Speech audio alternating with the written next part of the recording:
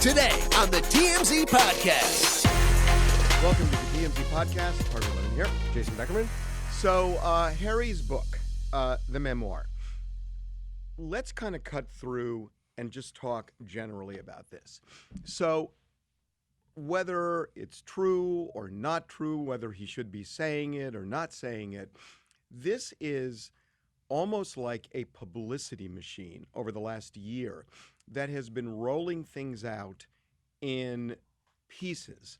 And, you know, you captivate people with the Oprah interview, and then you double down with the Netflix interview. And then the question, he's got a memoir, which is going to make a lot of money, or at least should. And then the question, what do you do now that you've done Oprah and Netflix? So what you have to do, at least if you're part of a publicity machine, is hold back. Mm-hmm. And not even hold back, but in some cases, recast the story. Like, you know, in particular, the Nazi story, the Nazi uniform story. That in Netflix, it seemed like he was shouldering all the blame. Of it, yeah. And now all of a sudden in the book, no, it is Kate and William. Mm-hmm. So, you know, everybody's kind of talking about this like this is just a family kind of airing their grievances or a family member airing his grievances. But in fact, this is it's almost, you know, it's funny because they talk about the royal family as the firm. There is a firm associated with Harry and Meghan now, but the firm is a publicity machine. It's fascinating to me when you phrase it like that. Just that they're holding themselves out, and look, I'm not judging them for it. They're holding themselves out as people who have a story to tell, have to get their side of the story out in order to give the people a complete idea of what really happened. Oh, I disagree with that. Well, no, this is what they've said, because they have said that they were limited. They couldn't say certain things when they were in the royal family, that the royal family was leaking information through the British press. Right. And telling a negative story. And they're saying that they have a right to tell theirs, which they clearly do. But what it is, you're right. It's a publicity and money-making machine at this point. You wonder where it goes after the book comes out. There's not much more to tell. But, well, I thought that after Netflix. Yeah, right. Well, that's true. That's true. I mean, I thought that after Netflix. And look, I'm not even I'm not saying this in a negative way.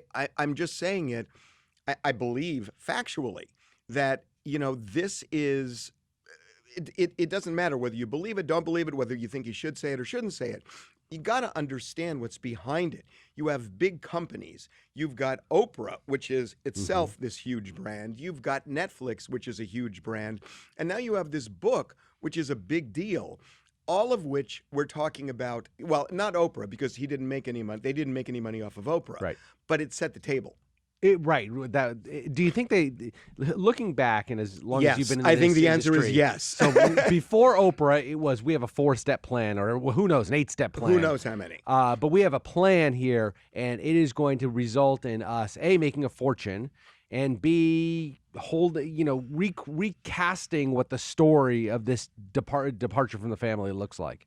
If you think that they just one day said, God, we should do Oprah, and they didn't think about Netflix or the book, you're naive. Right. That this is, look, they are smart people. You know, they have huge companies behind them. And this was all an orchestrated plan to roll all of this out. And again, we don't know whether there's going to be a fourth thing or not. But there certainly have been 3. And usually it's 1. Right. Usually it's 1. It's all building towards a book or whatever it is. Here we have a documentary, a book, an Oprah interview. Yeah, and that's what's really unusual about this. Okay, all that said, does this strengthen Harry's brand or weaken it? Or do nothing? Well, his brand is... You mean the popularity of the man? I mean, he's obviously ubiquitously known. Harry has a brand. Huge brand. Yeah. I think ultimately it weakens the brand. It shoots all the powder they have left in the keg, right? There's nothing more to hear from Harry after this. So that's number one. But that had to happen eventually. He's only has so much powder to shoot, and he's now shot it. So, and B, if you look at popularity numbers in this country, and certainly in the UK, He's not a very popular figure, especially in the UK. Yet he was. He was the most popular Yeah. after his mother died, and then even in the decade afterwards, he was so popular. He was what everybody wanted to be, right? You have all the trappings of wealth and royalty with none of the responsibility that poor William has to shoulder now. And so, yeah, he was really popular. And a lot of sympathy and empathy because of what happened. Yeah, and I think there is still some sympathy and empathy that runs through it, especially among the American press and the American people. But he's deeply, deeply unpopular in the UK. He's not particularly popular if you look at popularity polls here, to the extent you can believe him on a story like this. And so I don't know what his life is like. Now, maybe he's really happy living in Montecito with the wife and the kids and the dogs. And a lot of money. And a huge fortune. Maybe he's happy with that life. But, he's very estranged from his brother. The story came out. He told the story about having a physical altercation with his brother. It seems like there's no love there anymore. Well, and not just that. I mean, he's saying that, that one of the things that really kind of struck me that, you think this is all post-Diana. It's not. I mean, it's interesting, and I didn't know this until today, that Diana was very sad about the relationship between Harry and William. Oh, I didn't. Where did you hear? I didn't hear that this morning. Okay, I think that came out in the it came out, and there were so many stories. Yeah, right. But one of the things was Diana was sad about it. And again, I haven't read the book. I haven't gotten the book yet. Sure. It doesn't come out until Tuesday. Yeah. But I read that today. I don't know. If that's true, that's kind of interesting. But he did say that they've always kind of had this relationship. Uh-huh. And they seemed chummy. They sure did. At William's wedding, they've seemed chummy along the way at various functions for the Queen where they were there. I know. At Camilla and Charles's wedding, they seemed chummy. It's surprising to learn that they didn't have a great. Although my brother and I didn't have a great relationship, but as adults we became friends. He just didn't marry somebody who became an antagonist, so it didn't break us apart again. So maybe it happens that you become friends. So I don't know. I mean, they can go on and, Archwell has a great purpose and they can, move on now and do charitable work, which they said they're going to do, and they have. But do these two strike you as the kind of people that can sit idly in Montecito and count their money and enjoy walks on the beach for the rest of their lives? I don't know them. I have no idea. Yeah. I have no idea. Doesn't seem like it to me, but I don't know them either. The thing that strikes me is this kind of push-pull that on the one hand, they feel that everybody is so invasive in their lives, and then on the other, they are putting it all out there. Right. Knowing that, not only knowing that people are going to react to it, they want people talking about them. They want these headlines. They're doing Good Morning America. They're doing 60 Minutes. This is all so carefully orchestrated, and they have so many grievances about being covered. Now, I also understand there's a difference between covering them and being racist. Sure. And I get that. But they seem so put out by, us and others covering them, but they want coverage. We've talked about this with other celebrities in the past, that they go and they do the movie junkets and they come and interview me constantly. And then how dare you come up to me? As soon as they don't want to talk anymore, they think the camera should shut off. We should never ask them another question again. And that's who seems to be what there's happening. It's funny because we have had so many people that we've covered over the years that will be just put out if you ever go up and ask him a question until they've got a movie coming out. And then they just want to be as chatty as they can. Right. And then they go back and then they come back again and which you understand, but at the same time, that's not the way the game is played. Well, it's not even the game. It's like, it used to be that, studios didn't even have walls around them when they first were built. They put walls around them because all of a sudden people realized, oh my God, everybody's really interested because we've made these people famous. Uh-huh. And they put walls around the studios. And this was 100 years ago. And it's the same principle that when somebody puts themselves out there like that and people are interested in their lives, it becomes almost an industry. Right. And unsurprising, and especially unsurprising given the history. I mean, people know this. And, Charles rolls his eyes whenever I talk about this story. But there's a fabulous book, I think it's by Billison, called The Summer of 1927, which has to do with all these things that happened that year. And, Bill Bryson. It's Bryson, I'm sorry. Bill Bryson. I love this book. Yes. And one of the things they talk about is, Babe Ruth broke the home run record that year. Yeah. And the Chicago Tribune, I believe, did a weekly column just on Babe Ruth's bunions. And it was the most popular column in that newspaper week after week after week because people were really interested in Babe Ruth. And because they wanted to consume everything they could about Babe Ruth.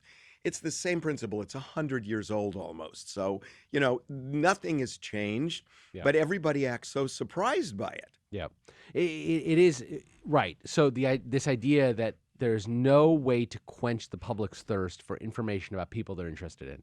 And to the extent that Harry and Meghan continue to put themselves out there, continue to write books, do documentaries, whatever they're going to do, it's only going to make people want to know more and more and more about their lives. And when they pull back from that and say, you guys are being intrusive, it's naive.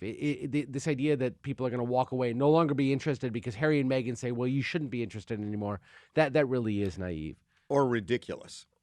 Fair enough. I mean, seriously, it's sort of like, you are everywhere, but when you want to be nowhere, you want to be nowhere. Right. But you can't when you want to be everywhere. Yeah.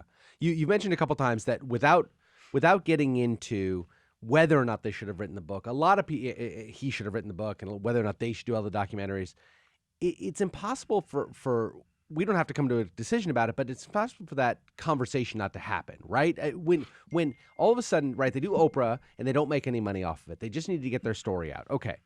Now they're making millions. I don't know what his advance on this book is, but it's got to be in the multi-millions of dollars. Plus, he's going to have a profit share on the back end. He's going to make a fortune off of it. Now, they've said that they're going to give some of the money to charity. They have. But there is something when you're making money off the stories that you tell that is going to open you up to a level of scrutiny that you just can't avoid. Well, except I think this is beyond that. Look, everybody who writes a book is going to make money. Sure. And everybody who does a Netflix documentary is going to make money. That's part of the game. Yeah. Here, it's that three-tiered approach that they are, first we're going to do Oprah, then we're going to do Netflix, then we're going to do the book. It's all of that, and not just that they're making money off of it. I haven't seen anything quite like this before. Yeah, season 7. And this is a very intentional rollout. Yeah, that's right. Very intentional. I mean, it's like you're expecting season 7 of The Crown to be produced by Harry and Meghan, right? I mean, or a documentary, sort of a mockumentary or some sort of a document drama kind of thing. Jason, is that out of the question? Well, I'm really serious. Is that out of the question? That they've got The Crown.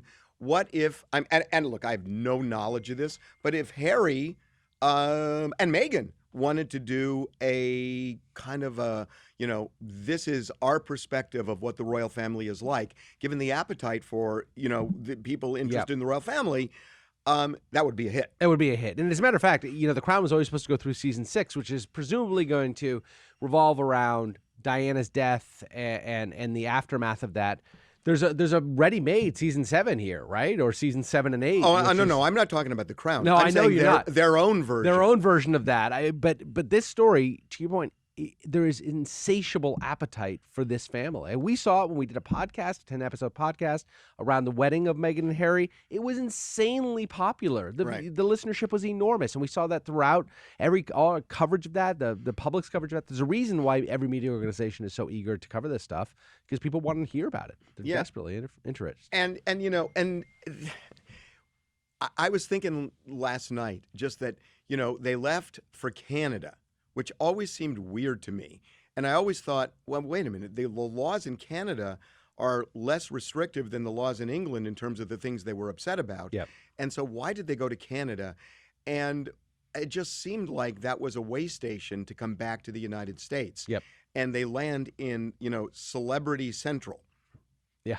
They live Celebrity Central. Move in next to Oprah, for God's sake. Yeah, I mean, if anybody thinks Montecito is just kind of an out of the way thing, Montecito is where big celebrities who can afford not to live in Los Angeles, there are like levels here, that you can have a big house in Los Angeles, but if you got to go to work and you got to do things, you can't live 90 miles away. When you can live in Montecito, you got the life. Especially when you're a little bit older and you don't want to necessarily go to the Hollywood restaurants all the time. The Oprahs, the Meghan and Harrys, and some others. Who I think Rob Lowe has a place. Oh my there. God! Rob Lowe has a place. Oprah has a place. There, it is celebrity central up there. It is For the precious. truly well heeled. And so, they could have landed anywhere. Yes. They could have landed Yes. anywhere. Yeah. And and you could argue, well, they're in Montecito because the paparazzi are there. They got pictures of them of Harry today walking his dog in the rain. Yep. And so, or it would maybe yesterday. The idea that 90 miles away from LA is sort of, rural Arkansas. No, it's Hollywood. What was funny is when they originally went to Canada, everybody said this is clearly just a way station. And they didn't last, 4 months in Canada before they were down in Montecito. And, and had they moved immediately to Montecito, there would have been criticism of that for seeking it out. So they tried to buffer it a little bit. And look, and again, we don't know. And good on them that they can afford to live in Montecito. Yeah. It's beautiful there. Good on them. Good on his family for giving him lots of money. They've made money since, but at the time, that's the money they had. She was a low-level actress on Suits, I know. right? So it was his family. This does get to the rankling point. Yes, they had the money to live there that he was gifted by the royal family. No, and inherited from his mom. And inherited from his mom. Most of her wealth came from but he can't. the association with the royal family. But it is his. You're right. Look, I mean, people inherit money all the time. Honestly, on a level, good on them. And also, she was clearly unhappy. Mm-hmm. He never wanted to be a royal. He never wanted to be a royal. Right. He was happiest when he was in England, happiest when he was serving in Afghanistan. That Vegas hotel room. He No, was no, pretty no. happy in. No, but serving in Afghanistan. Yeah. And that was, where he was kind of an ordinary guy and he was really happy and everything else. He didn't want to be a royal. So they have they've done something I think really noble, which is they looked at their lives and said, our lives are not good here. And even though we have all of these obligations and trappings and everything else, they took a chance. And on that level, I admire them greatly that they For seeking their own path. They sought their own path, which a lot of people don't have the strength to do. That's a difficult thing to do, what they did, and what he did especially.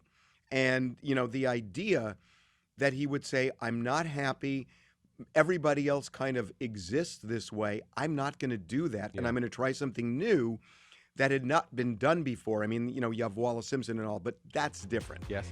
And they succeeded at it. And on that level, you got to hand it to them. What about the next level where they pooped on the family on the way out? That's where it gets problematic. To be continued. Have a good weekend. We'll see you.